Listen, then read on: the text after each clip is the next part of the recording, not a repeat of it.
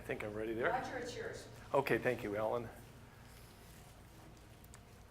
I'll just stand at the podium here. I don't think I need to move around. As with most places around the world, growth has been pretty steady in our mountains in Denali National Park. The last probably 10 or 15 years, we've kind of plateaued at around 1,200 climbers a year. And I think that's partly to due to the economy and such, but I don't think it'll be long before we spike up to a limit that we've placed in there at 1,500. That's going to be reviewed again in the not too distant future, and there's probably room to wiggle that up higher depending on management. The right button here. But the mountain, you know, at times can be very crowded. Similar to Everest, we have peak periods, and we've tried to disperse the numbers of people a little bit, just in the form of how many we can check through our registration process or the briefing process in Talkeetna. But our biggest concern, this particular ridge this is at 16,000 feet, and it rises to 17,000 feet. And there are sections of this that are pretty much a one-way passage, and you can't really have groups passing each other going both directions. So this is our bottleneck zone. This is the zone for safety on the West Buttress route. And if you have too many people on this at one time, you can almost be stopped from moving. And in bad weather and such, that could be a real hazard. So these are the things that when we came up with the number of 1,500, we were thinking about this ridge in itself. What is the capacity of being able to move the people back and forth? The other thing about the 1,500 is, could we remove all the waste from the upper parts of the mountain? Our highest camp at 5,200 meters or 17,000 feet, at the time, the proposal, we had no real good means of removing the waste from that camp. When we came up with that number. Today we do remove all the waste from that camp, and so that has been very successful. They literally are climbing down this ridge with the clean mountain cans that I'll be showing you, or actually there's one, Ellen, if you just want to hold that up for me. These cans have worked quite well, and I'll be talking a little bit more about as we go. But what I'm going to try to do, I built this program around a clean climb program, but seeing that we have people here that I'm going to try to build a little bit more into this talk than just about the management itself of waste.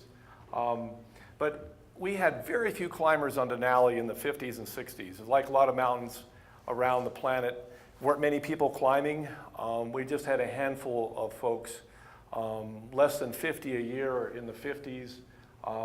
And in the 60s, it progressed from, say, 75 a year, and then finally by 1970, it was over 100 a year. So very, very small numbers, and then it just skyrocketed after that. But the big issue was Park Service was more keen on making sure that people were adequately prepared for climbing the mountain. It wasn't, the worry wasn't with garbage or human waste, but it was just making sure they weren't going to get frostbite, altitude problems, and there wasn't any concern at all what was happening with the garbage. And the impacts steadily grew. I've been on 3 cleanup climbs on the Muldrow side, and I've been up on many, many numerous trips on the popular side of the West Buttress cleaning up garbage. But generally, all garbage was abandoned until really the mid to late 70s. This is some of the stuff we found at McGonigal Pass back in a cleanup climb I did in 1982. We just found this practically in a dozen spots around McGonigal Pass itself. A very popular place, a big base camp staging area throughout the 60s and 70s. Last year we had a cleanup climb. Over 10 of us Park Service staff flew in up onto the Muldrow Glacier and worked our way down just in really a day's work. And I have a few images of waste that was abandoned 20 to 30 to 40 years before. And this is stuff just melting out on the ice as we traveled down the glacier. Some of this was thrown into crevasses, and it's showing back up. This newspaper here it had been burned at one point, but it had been moving down glacier, but it was just from 1972. So stuff was being abandoned not that far off at this time period. But these are the type of boots that were worn by Brad Washburn on his climb in in fact, it could have been sets from that group. And they were stuff all over the place. This is actually could have been from Washburn's teams or others from the 40s to the 50s. Airdrops were allowed, so there was cartons. A lot of this had been in the ice for quite a while. This is actually debris from, it wasn't burned or anything, but debris of climbers' foodstuffs. In fact, when I examined that pile to the far right, it was a lot of bones of fish in it. So they were eating a lot of fish, whoever it was. This is trash that I was recovering from a 1980 Park Service trip I did. A party just abandoned this cook site like that in 1980. So as recently as 80 people were just leaving stuff everywhere. And this is from the high camp on Denali. Again, back down onto the Muldrow last year. This was a pile that had been burned and then just left. And as it moved down the ice, probably a good half mile to a mile or 2 miles, it had moved and finally resurfaced. And what we saw was just being carried down on the surface.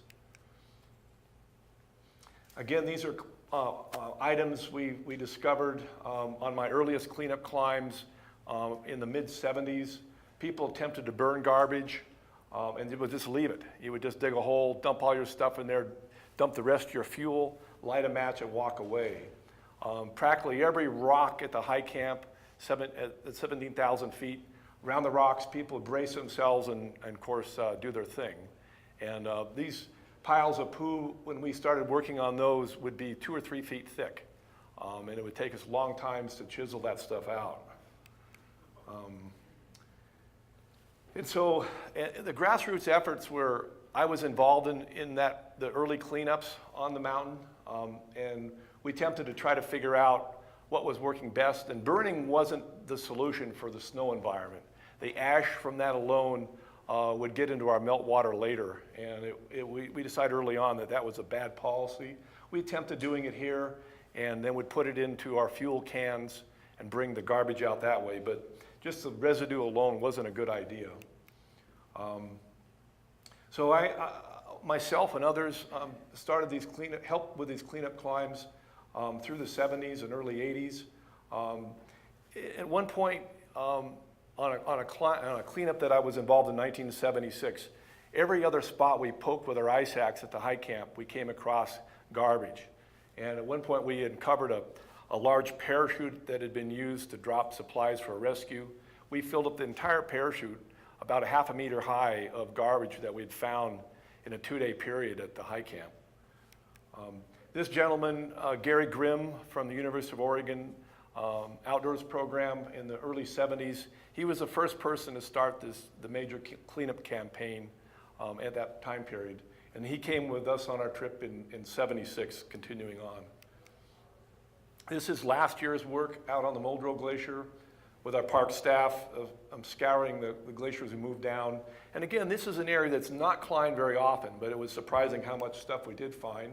This is a crew of us, and that large container, you can't see what's in it, but that had all garbage that we had collected in a matter of about 2.5 hours of time.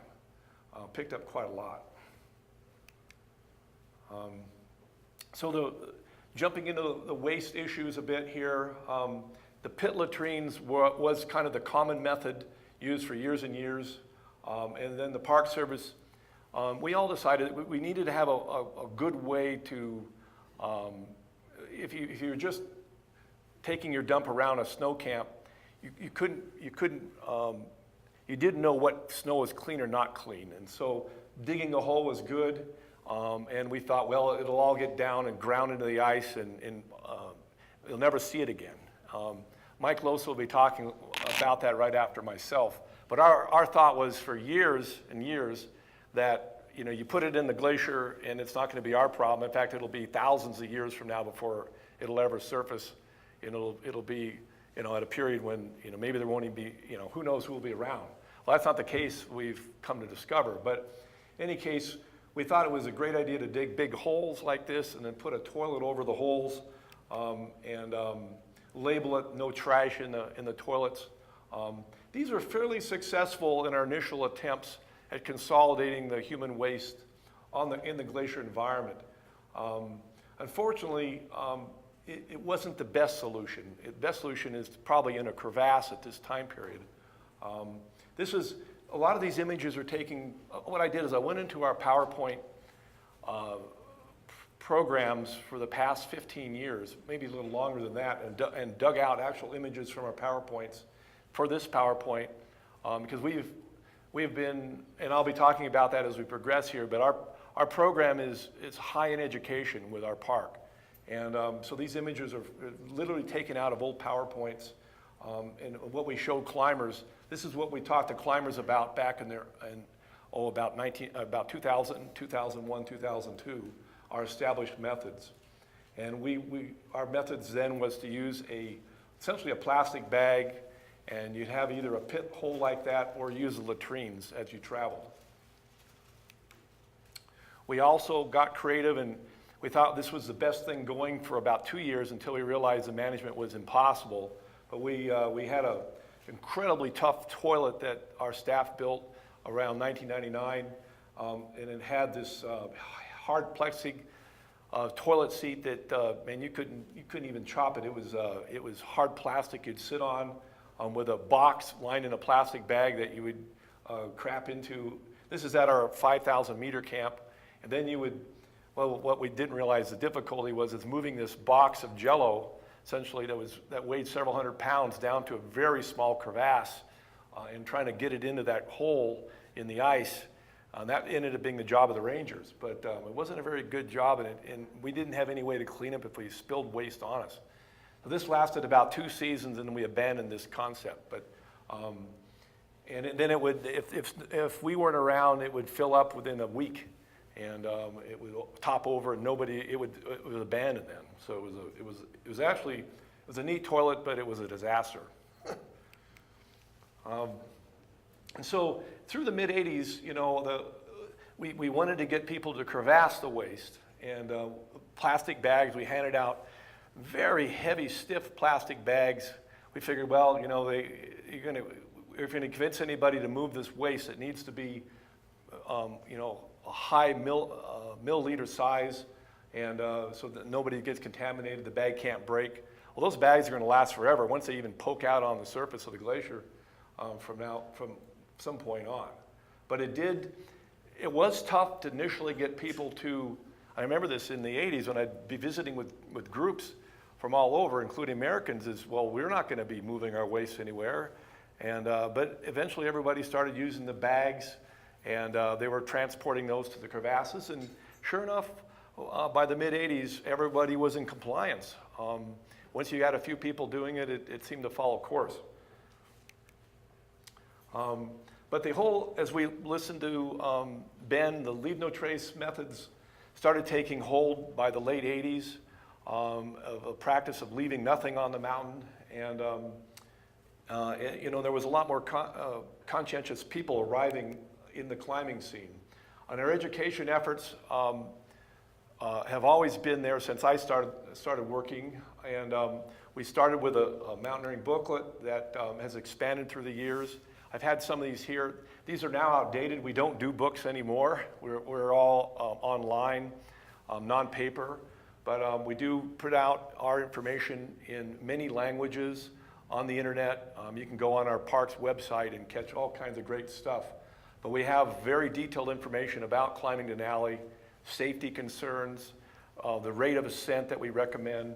This goes on, but very good information.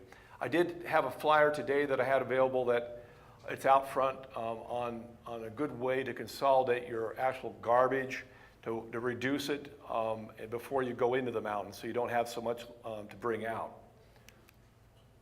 But again, our education campaign, we've worked from doing a small, we had a slide projector we did initially, and we progressed. Once we could do PowerPoint in the mid-90s, we were doing PowerPoint programs, and we still do those today. Each group that arrives to the ranger station will spend anywhere from a half an hour to an hour and a half, even with a solo climber, to make sure that they have adequate information before they head up on the mountain. And granted, this is last minute stuff, but it's surprising what knowledge a lot of these people gain at the last minute to make a difference. I think that personal one-on-one with the groups has made a huge difference. I know Conrad's been there. Who has checked in through us? Just a show of hands. We've got 4 others in here that have 5 others that have been to the ranger station, have been briefed with us at one time or another. So you kind of know what we're talking about here.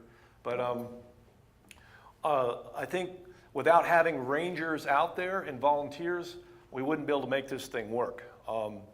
You can do all you want trying to do the education, but it does take on-site presence here and there. You can't be everywhere all the time, but we can be a little bit everywhere all the time. And so this is our camp at 4,000 meters or 14,000 feet. And you know, we're up there mostly just to make sure everything is going okay. And our rangers are trained for rescue, and we work closely with the guides for rescue. We couldn't do our rescues without the guides. We don't have a lot of rangers actually physically there. We have volunteers and the rangers and the guides that assist with this. But we do, you know, we're there to provide good information on dealing with your waste, with the weather, other educational things. We're constantly dealing with several hundred people at that camp at any one time. But as we have progressed from with more staff, we've been able to do better enforcement. I remember I was on with just 2 of us working as climbing rangers, and we'd go up for 10 days and come back, and when the next guy'd go up for 10 days and come back. Really couldn't do much enforcement. In today's world, we literally have rangers out every 10 days, going out for a 3.5-week period of time and rotating through. We always have teams at the 14,000 foot level or at high camp, and always someone around the base camp area or a team moving up and down. So our presence is here and there, but good enough to keep enforcement going. And we do give out violations to people that are not or tickets to people that are not complying. It isn't the amount of the tickets. I don't think is enough to deter the problem, but it does help with compliance that way. And we're not easy on people. We give out tickets when they have broken the rules. I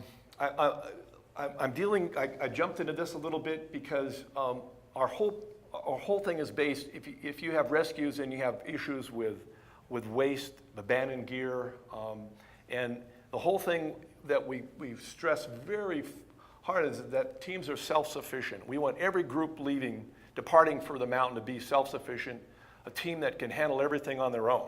Whether it's a solo person or a team of a dozen people, we want to make sure that they know that if they get in trouble, they have to get themselves off. They cannot rely on the Park Service for these types of things. We do come to the aid of folks, but only when we deem it that it's safe. And due to losing staff in rescues, we only do a rescue when we feel it's absolutely safe and not jeopardizing our own staff. This year, frostbite was very common. This is not from this season, but this year we probably had at least 30 people with frozen fingers or toes, a higher incidence because of a lot of the weather we experienced. We also, Denali's a high enough mountain, no one uses oxygen on the mountain, and we do see one of our percentages is with both pulmonary and cerebral edema. But our emphasis here is to get people better so they can go down. And that is our motto there. So if you get treated by us at the 4,000 meter camp, then you have to go down. We don't have it like, well, you're okay now, you can keep going up. We're there to help you get down, and that's what we do, and we're very strict with that. As I mentioned before, without our volunteers, we wouldn't be able to do our program. I know we've talked a lot here about rangers on Everest, but it takes more than just a couple of people up there. So those are the things that cost a lot of money to have staff working to be able to, if we had it, we would need probably 25 rangers to do, on all the time to do what we're doing. And we actually have only about 10 of us that work in our program that go up and down the mountain. So that's a very small number, but each of those people grab 4 folks. That's a staff of 40. So that makes the difference for us. And our volunteer program is large. I mean, the amount of hours, this is from, I can't get the number, but from about 2008 or so, we had about 8,000 hours of volunteer time on these trips into the park, assisting us. And so the creative thinking part, this is one of our creative thinking was that high altitude toilet, and but it wasn't enough. And I was involved in the creation of this toilet, and was very disappointed in the outcome. But but all of us were working on ideas through the 90s, trying to figure out what can we do to get this waste out of high camp? Because this place, in fact, there was discussion about closing this camp down for a couple years to see if the mountain would cleanse itself of all the human waste that was littered around this thing. And trying to pack that out was just about impossible. And what we did come up with is we decided we needed to have a better way of getting that garbage off, and I've seen that with Tito and others, is we decided we would do a study on how much garbage each person generated per day that went up Denali. And sure enough, we came up with numbers. We did this for 2 years, and this is part of that research. And we literally found out that you just can't go up and back the mountain and show us at base camp that you have 1 gallon Ziploc of garbage. That isn't adequate. You have to bring back. And so even today we do inspections of garbage as it arrives back to base camp. We also started a program to see how many fuel cans. People use 1 gallon, essentially 4-liter cans of white gas. They take those up, or the small butane bottles. And so we marked numbers on all those, and we were tracking those. The first year, we had a college student do a study and found that 1 in 4 cans were left on the mountain. And so the next year, the same kid came back, and we marked all the cans. We had almost like a 95% compliance the next year once people knew there was a number on their cans. That was an amazing success in just 1 year. So, so today we know exactly how many containers are taken out, and that group has to bring back that same number of containers. And that seems to be working very well. And so, so the big push has been, everything that comes in has to come out. And our biggest culprit, though, are ravens. And these are the big black birds that fly all over the northern hemisphere, and what do they call them? Gorax. Anyway, if the garbage isn't, or if your food isn't buried properly, marked, and you'll find these things hitting that stuff and destroying it. Even if this is your cache, you have to fully remove that, or you get cited. And so we do see less of this since we've worked really hard at getting stuff buried as you travel. So on one of Gary Grimm's trips back, I think it was 1973 or 74, they decided to bring back all their human waste on their trip. And they did. They were very successful and did bring back their waste, all their human waste on the mountain. And I've always thought about that, and I didn't know, but he brought it back out in plastic bags, and I knew that wasn't going to work. There's no way, no pilot in the world is going to fly out big bags of human waste if they knew about it, and you're never going to get compliance. And so the only thing out there were these, and I decided to take that task on and try to bring all our waste off Denali. So in the year 2000, on a patrol I had was with Pete Athens and several of us. It was 4 of us. We went up for our patrol for 21 days, and we used 3 of these big ammo boxes and had them full by the time we came off. And we monitored how much waste we had. We actually weighed the weight. I actually had the waste weighed when I brought it back off. I knew how much these containers weighed. I wanted to see how much we generated over that period of time. And we brought it all back off in 3 of these big containers. They were way, way too heavy to use for private climbs, but I just wanted to see if it was possible, if it would be safe to try to do, and we did. It was successful. And so what got in my head was it was possible, but we needed to have a smaller container. And in our cold Arctic environment, the waste ended up stalactiting, which would be this mound going up in the air inside that big black box out of that little hole. And I literally couldn't move it inside. I had to take my ice axe and try to break it off in there. It was very difficult. I realized right away that whatever we used needed to be round. And so I found a company that had some of these containers. They were thinking about using them for bear containers. And so, I couldn't find any money to buy them. And I wanted to get 50 of them to use in an experiment. And so I went to the American Alpine Club and applied for a grant and successfully got monies from the American Alpine Club in 2001 and bought those 50 containers. And we had no name for them at the time. And by the next year, we had called them the Clean Mountain Can. And by the next year, the Access Fund jumped on board, and we had 150 of them. And so we were in the business. And that first year of those 50, I had 26 groups try, and most of them went out and back and gave them a try on the mountain. It was all volunteer. I couldn't get a single foreign group to use them. I sit there and try to do a sales pitch on spiel with all these foreign climbers, and a lot of the Japanese would say, yeah, and then they would say, no, when I would try to give them the can.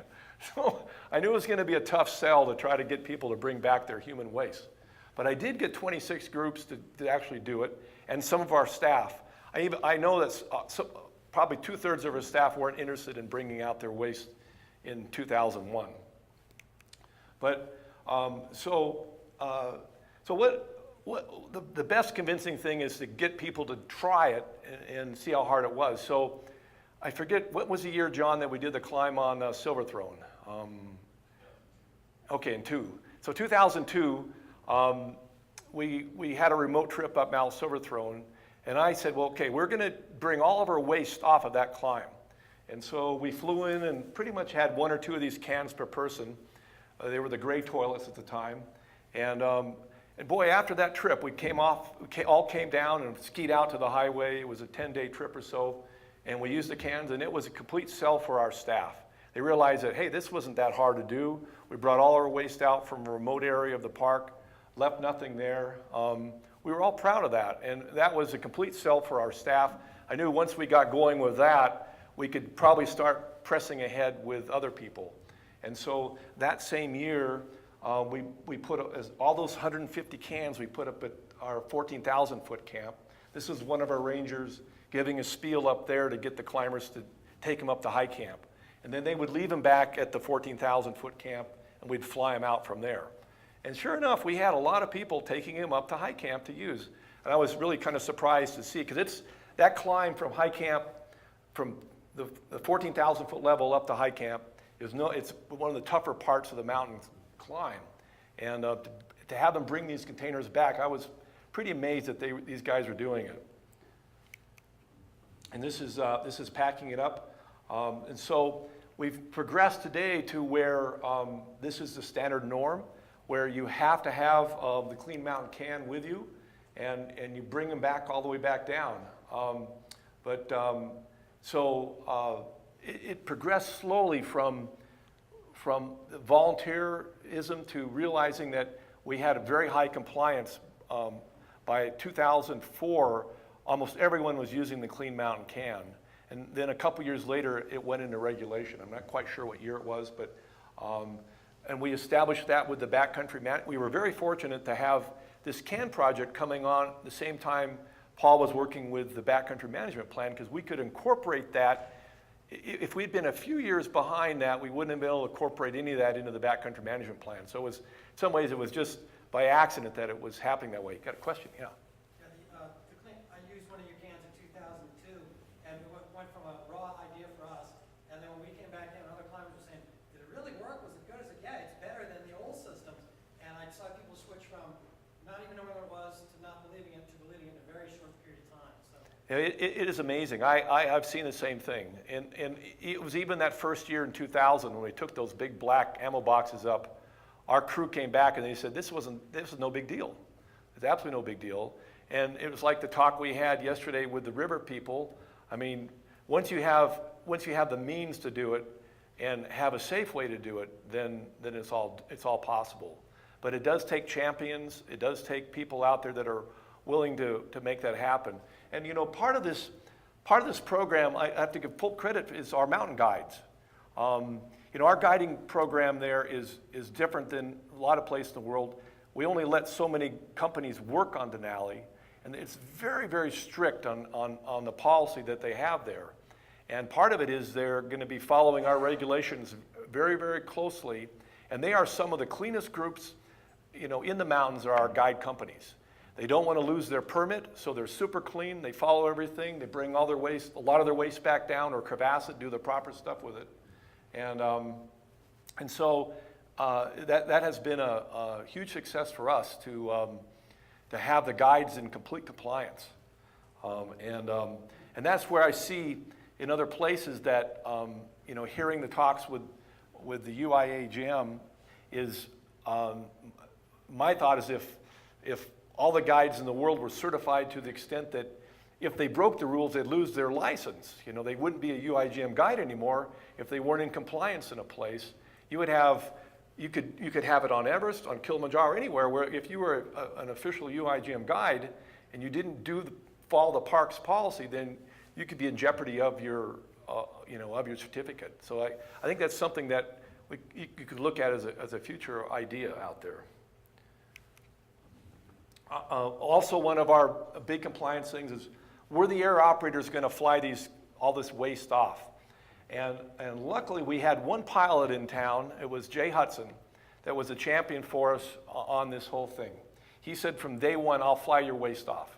And I was really surprised, but he said, you know, it's not that big of a deal. You know, they fly hunters all over. I fly dead animals in these planes. I fly all kinds of fuel. You know, what's the difference of waste? And so he was a big champion, and it wasn't more than a year or two later that all the pilots had jumped on board and were doing it also. So the cans arrived back into Talkeetna, and the climbers we literally checked them out at Talkeetna at our ranger station. We're not even close to the mountains. They walk down Main Street with their cans, get them on the plane, they fly into the range, they come back with the cans with partial waste.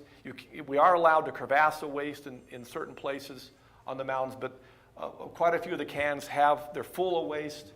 You put them back in the bin here, and then they're taken down to be cleaned. And so you know, this whole process took a lot of years to figure out. I mean, starting in essentially 2001, and here we are at 14.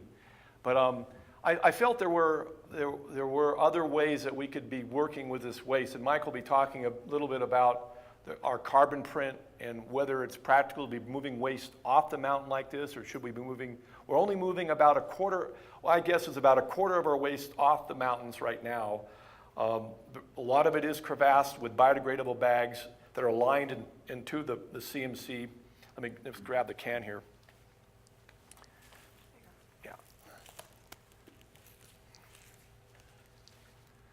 Yeah, this the can here has a biodegradable bag that lines the bag. It lines the can, and these things are literally taken out. They're very lightweight, but they are sturdy enough to handle handle the waste, and then the climbers are allowed in certain areas to crevasse the waste, and this travels down glacier.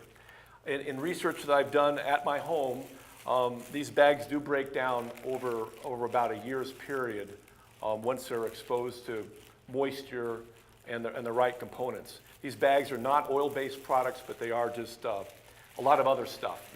We've found them out of Canada, at least the United States. I know in some areas of the world they're very readily available.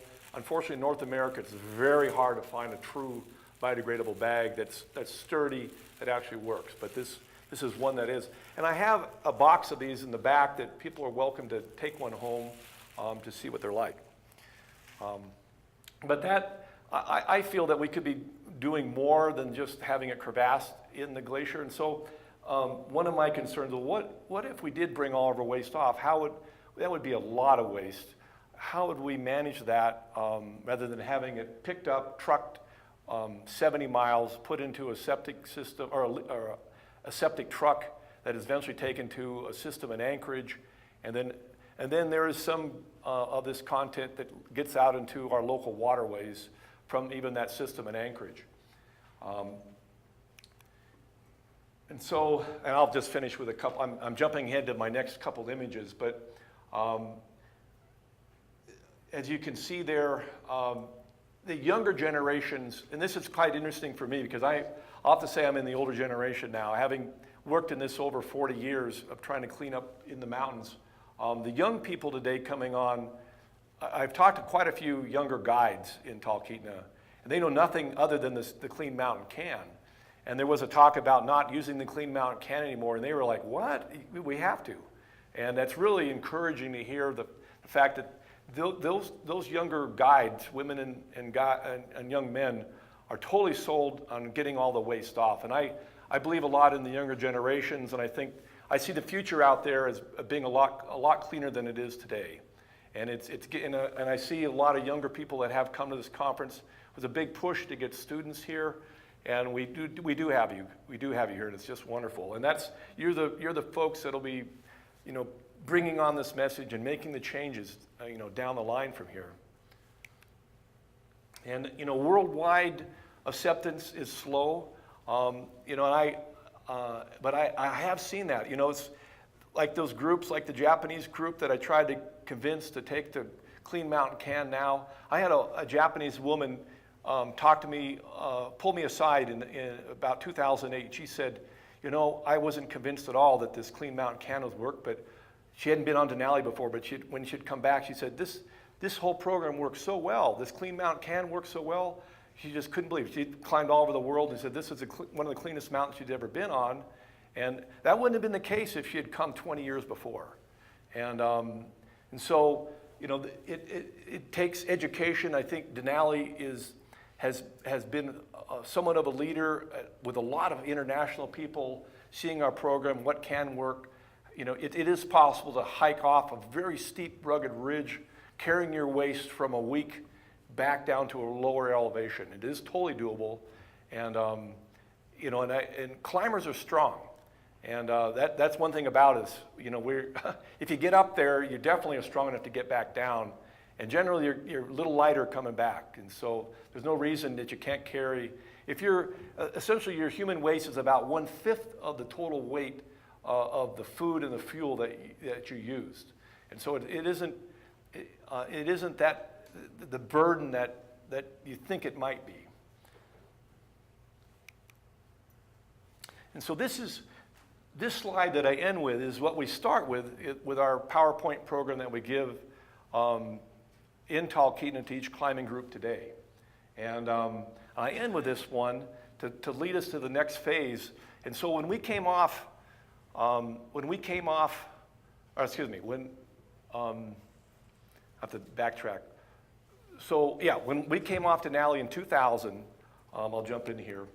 I envision getting our containers brought off the mountain, figured out some way to get them hauled down to Anchorage and get them cleaned. This is a whole truckload of the CMCs. This is our first can that we had. The three that we took up the mountain, I called a septic pumping company, and did the best I can. And I actually literally hand cleaned these cans myself. They weren't that hard, even with the waste that was in them. I was mostly figuring out how to get rid of them, and this guy was happy to pump them out and did it for free. But that was just our own waste for 21 days. But what were we going to do after that? And so we've progressed to where they are being taken down. But I visualize another way, and this is through our conference from 4 years ago with Jeff Hill, and this whole thing with using worms. You know, is it possible to compost this waste using worms, and or by heat or any other method? And why should we be driving it all over the place? And so I came up with the idea of composting our waste and some climbers' waste, and see if it was doable to do it in our environments up in Alaska. So what I did, I've worked very close with Jeff, and Jeff may have some comments. I don't know, is he around here somewhere? Okay, I might even have you help me with some of this, because he is my advisor. And so what I did is I'm not a scientist or a researcher or anything like that, but I decided to do an official research project for Denali National Park, and I had to figure out how to put it in for the permit and application and get the approval, and I have no idea what I'm doing. But in any case, I had Jeff as my advisor to make sure I'm doing it safely and to do it under the right principles. And so what we did is we created 2 bins. They're 30 by 30 by 30 inches, whatever that is in centimeters. You can see them behind me there. And one is a compost bin that's going to be using worms, the one on the right. The one on the left is a control bin that's just using just waste. And so what I did is I gathered up about 30 Clean Mountain cans from our bin. But before I did that, I dumped in a whole bunch of composted, nice looking earth and composted stuff that worms could live in that container, equal amount of how much of human waste I was going to add, so that the worms could have a really nice environment to live in, and then to eat away the human waste. And that's what Jeff recommended. And so what I did is I've got the 2 together. You can see I'm not used to dealing with this waste in the large volumes, and then dumping it, but it's with the bags. Our initial thought was I'd dump the waste out of the bags. I couldn't dump any waste out of these bags, and so I had to go run and get my pitchfork and a shovel, and so we had the bags in there like that, and then I broke them apart as best I could with a shovel and a pitchfork, and mixed them up with the compost all in there. I ended up, I'll move on past these pictures, they're pretty gross. But in any case, I tried to mix it up, but I had equal amounts of the compost, just nice composted dirt in there, and the human waste. It was about 90 pounds of waste with the bags and 90 pounds of compost. And then in the other bin is the control bin. And all I had left was about 45 pounds of this is the 45 pounds of the poo. And this is actually after the first month. I forgot to take a picture of that. Actually, I didn't want to touch my camera that first day. This is coming back a month later, took a photo of it. But Pam actually took all those photos of me there. So she was out there daring the smells. But Jeff was right. After the first few weeks, there was no more smell coming out of. This bin had smell for the whole summer, but the other one didn't have any smell after the first month or so. There was nothing coming out of that. And so then I had to get the worms. And Jeff recommended I buy the best ones. I forget which type they were, but I ordered them out of the Midwest. And the whole project seemed to be being delayed. I was hoping to get it started in June. By then it was July. And then that summer there was a heat wave in the Midwest. And where I ordered these worms, they all died. They didn't make it to Talkeetna, and I needed to get this project going. And so I had to make another order. And so I had them express mailed to Talkeetna, most expensive worms in the world. But they were added, and man, within, I just killed the wrong, let's see. Okay, I'm gonna need technical assistance.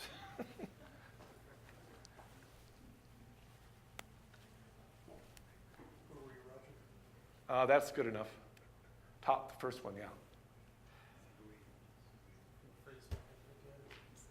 Uh-oh. I tell you, this is a tricky thing. And so anyway, I added the worms. Actually, I didn't add the worm. I was out back in the range doing working, and had one of our staff add 4,000 worms to that bin, which was probably an overkill. But we do go back one, but another one back at the first. Okay, there we are. And so this is by mid-July we added those 4,000 worms, and I couldn't tell if they were working or not, but they looked healthy when I'd go check on them. And so I would check on them every couple weeks, and I was just fascinated by the fact that they were all wiggling all over the place.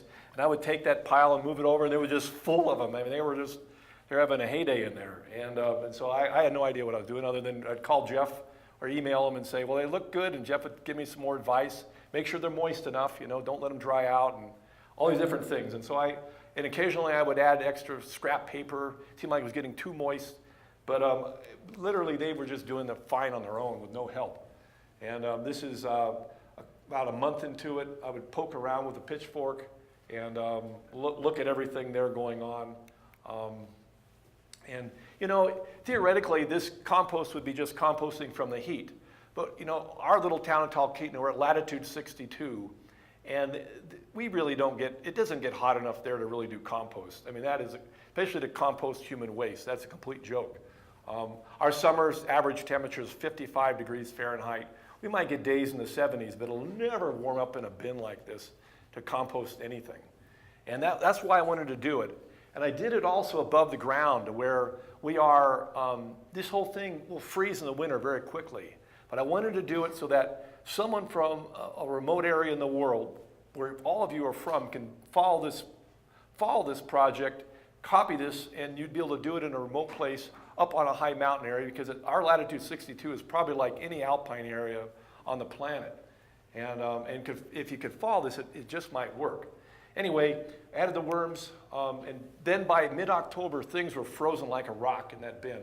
But just before they froze up good, and this is our house in the back. Oh, another thing is, I couldn't do this project on park property.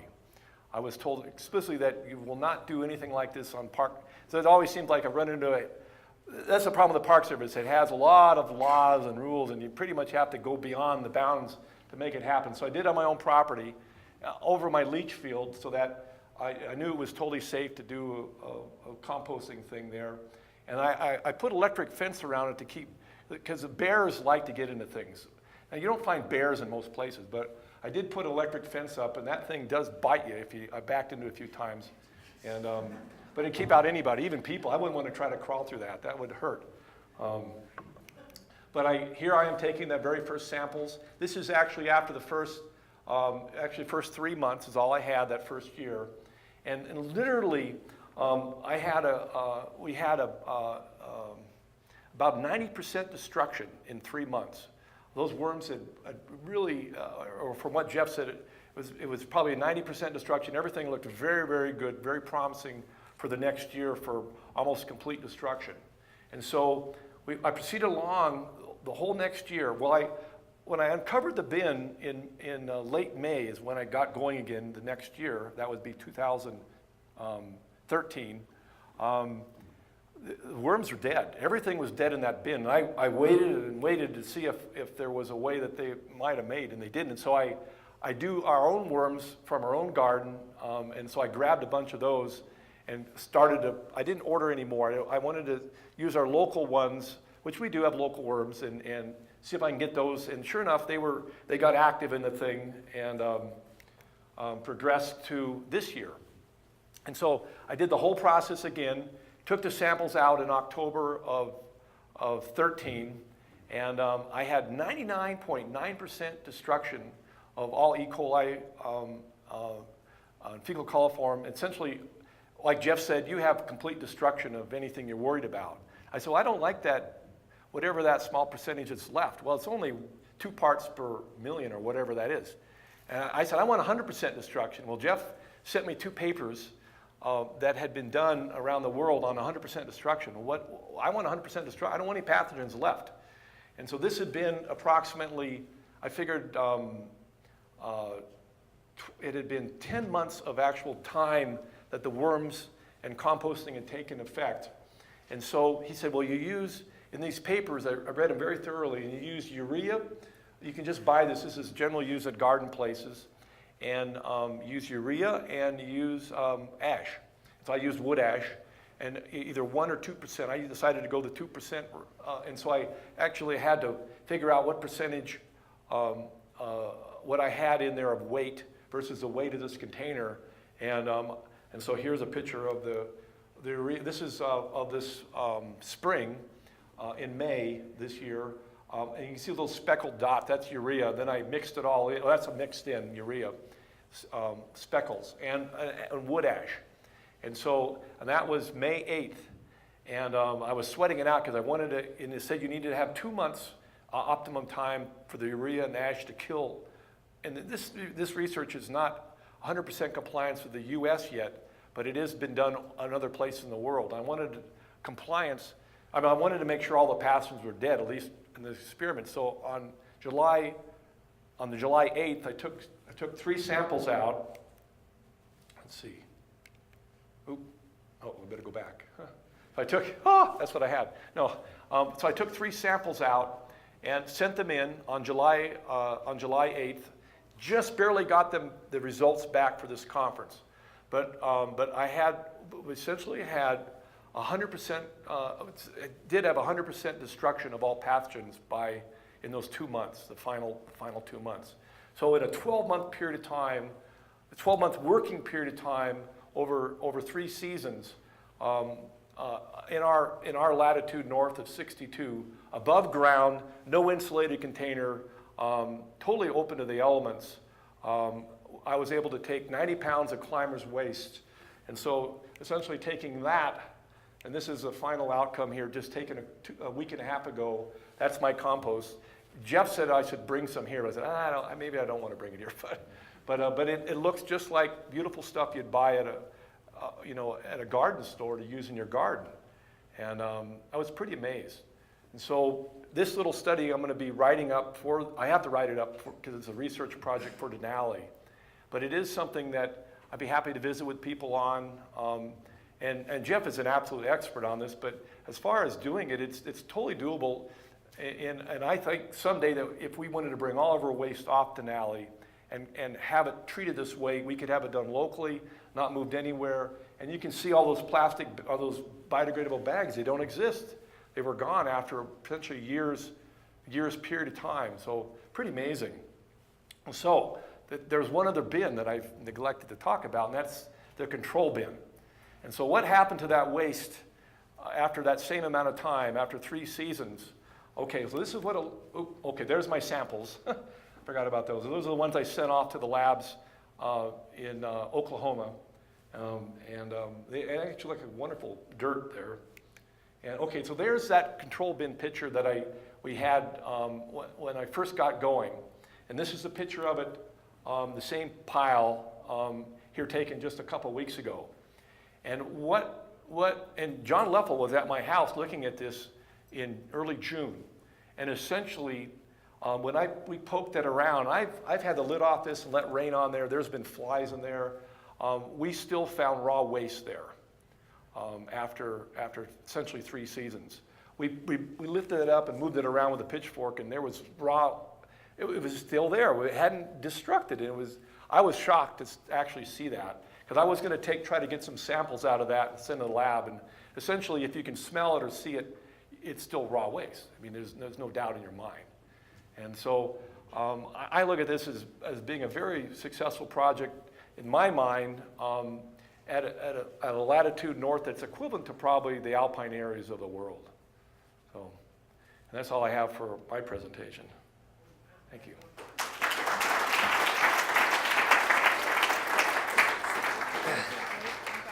Right into Mike Loso. Okay, yeah. What's that? And then take questions after. Well, we'll do a couple questions here. Okay, couple of questions. Yeah, a couple questions. Yeah, got Mickey. Jeff and I have talked a little bit about this, but you didn't bring it up, and it's something that should be discussed, and that's the National Park Service Management Policy's prohibition against introducing exotic organisms into parks. Yeah, that was, the question is, that was a huge thing, because we went on, I have a Google group that Jeff and myself run. It's called Managing Human Waste in the Wild. And this was an issue brought up because we've been trying to deal with people up in the Arctic with up in Arctic National Wildlife Refuge and maybe introducing worms in a controlled environment. But yes, the parks cannot bring in worms, but there are local ones, and I think that would be the thing that would need to take place if you have local worms in our national park system. And I would know on like Kilimanjaro, there's probably plenty of worms around there that you would have that you could introduce. And in fact, they probably eat even better than what we have locally. But we have actually one type of worm in Alaska that was introduced back in the 20s, but is taken over all over the place. And I could have just used those, but it was suggested at the start that I use the best eaters to know that I have more of a successful project than ones that maybe weren't as excited about eating the waste. They would probably eat it, but it would be more like a candy to a kid. I mean, maybe not like a candy to a kid like the others. So, but yeah. I'm just curious because I mean something Bruno which I learned is just about the dump that you mentioned, 63 or something. And I mean we have a food composter too. And I mean over the course of 1 year it actually breaks down without anything kind of adding worms or something like that. But I guess my question is more of a biological character. Is that human waste different than food waste? Jeff, can you answer that one? Yeah. I mean, it's the same. It's got through our digestive tract once. So there's a different microbial community with bacteria. It's largely anaerobic, where it's the bacterial that are on the outside, maybe the inside of the food are more anaerobic. But no, I mean most of the waste that comes through processed food, originally it's gone through some degradation through all of the enzymatic and mechanical systems inside the body. It's largely the same original piece. I mean, since we have approximately the same kind of weather, I find it kind of curious because I mean we don't add anything. It might be superhuman worms in Sweden or something. Yeah, we use worms. I like using worms in our compost bin in Talkeetna, and this is our regular food waste that we use, and they work very well. They eat everything, and they survive through the winter, but they get down into the thicker duff underneath, and they make it once they can get down. What I did here was purposely keep these on kind of a sterile place that there was no place for them to go and hide when it got really cold, because we get down to minus 30, even minus 40, and it just wipes out everything, that's near the surface like that. Go, Nick, in the back there. So Roger, so why, if you're ditching biodegradable bags on the mountain in certain places, why are you using a clean mountain cans at all? Why not just give all the clients biodegradable bags and just get them to leave them behind? Then you don't have to clean the clean mountain cans. That's a really good question. Why not just use the biodegradable bags all the time instead of the clean mountain can? And that's something, we actually had that good test before we had the biodegradable bag. We were using the plastic bag. And the main thing was to get the plastic bags taken out of high camp and brought down. We gave out lots of bags, and unfortunately, probably half made it back to high camp. A lot of them got dropped along the way. We saw lots, these were heavy bags too. A lot of them got stepped on, and once they have a leaking spot, nobody's gonna carry the thing. We'd find this leaking waste down the trail, but most of them got semi-tossed off the route, sitting there on the slope, frozen in. So what we needed was a way to be able to bring the waste off safely in a more of a hardened container or another type of bag. We thought about getting some type of river bag or some kind of heavy-duty waterproof bags. I tell you, they'd be a real pain to try to clean. And then plus, trying to go in a small bag at altitude is tough. It's hard to hold it open. And so the advantage of the clean mountain can or a hardened container or a small toilet is you sit on there and go, you can't miss, and then it's easy to tie the bag off and carry it safely down. And so that was kind of the point behind finding a tougher kind of container that would handle the environment, wouldn't spill, could be then if it was brought, and see our policy now in the backcountry management plan is all fly-in locations within the airstrips, and we have maybe a dozen that are used in the range, all waste has to be flown out from those airstrips. And so we needed a means of doing that. And with these canisters, they have a two-way vent on top that allows them to go from high altitude back to low altitude or back up. It also allows air to pass both ways. And that's a huge plus. Now, if you had them in a five-gallon bucket, it wouldn't work. So we'll take one more question, or go ahead, Jeff. When you said all waste has to be flown out, what's the norm for someone using a CNC? To pee in front of it or to pee in it? No. We have established pee holes in our camps. And so you do that in the camp somewhere else, and not in the Clean Mountain can. So And, all fecal waste comes off. and not all fecal. It's just What's your mandate? yeah. It's all fecal waste is required to be brought down out of the high camp. In fact, we have our saying is no can, no camp, or essentially no can, no summit for high camp. So we're very serious about that. And I'm going to have to, we need to get Mike going next. He actually has a plane to catch here and has Pam's taking to the airport. So we can continue this conversation a little bit later, and I'll be around for sure. So yeah, Mike Loso,